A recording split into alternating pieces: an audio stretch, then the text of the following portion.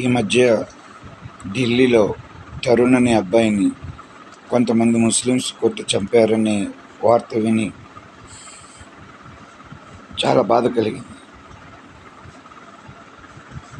హోలీ ఆడుతున్నప్పుడు ఏదో by mistake కొంచెం రంగు మీద పడినంత మాత్రాన ఒక నిండు ప్రాణాన్ని తీసేయటం అనేది చాలా చాలా చాలా ఆటవికమైనటువంటి పని. ఇటువంటిది ఎవరు చేయకూడదు. దీన్ని ఒక ముస్లింగా నేను ఖండిస్తున్నాను.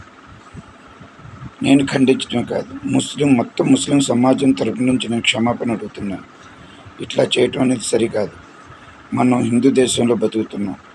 హిందూ ముస్లిం భాయి అందరూ కలిసిమెలిసి ఉండాలి తప్ప ఇట్లాగా చిన్న చిన్న సంఘటనలకు ప్రాణం పోయేంత కక్ష పెంచుకొని కొట్టుకొని చావడం అనేది కరెక్ట్ కాదు. ఇది ముందు తరాల్లో ఏమైపోతుంది? మన దేశం ఎట్లా బతుకుతారు?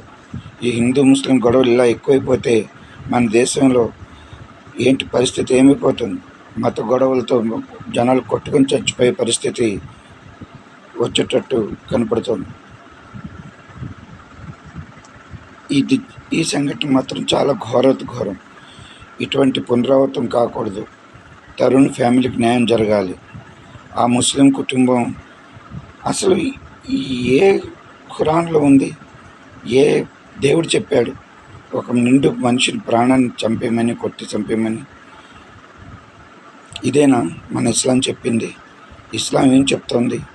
అందరికీ చేతనైతే సాయం చేయండి, లేకపోతే గమ్ముగా ఉండండి, అంతే తప్ప వేరే మనిషి ప్రాణాలు తీసే హక్కు ఎవరికి లేదని చెప్తాను.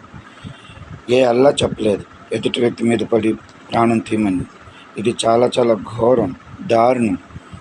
ఇది ముస్లిం సమాజం తరపున నేను ఖండిస్తున్నాను.